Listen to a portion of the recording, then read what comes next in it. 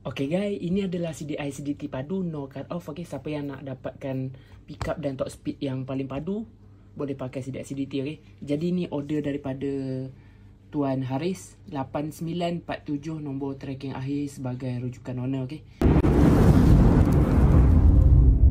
dia ada untuk CDI CDT padu, boleh PNP pada motor EFI High Power, EFI Dream, EFI Class 1, Wave 100, Chris 100, MR1, SYME bonus 110, Demak Evo Z 110, 5 pin boleh pakai. MR3 V1 5 pin boleh pakai. MR3 V2 4 pin tak boleh pakai. Sebab nak pakai yang 5 pin lah untuk mudah hidup.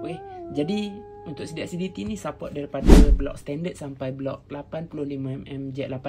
Sangat sesuai untuk kita main ladang, main highway, untuk daily harian.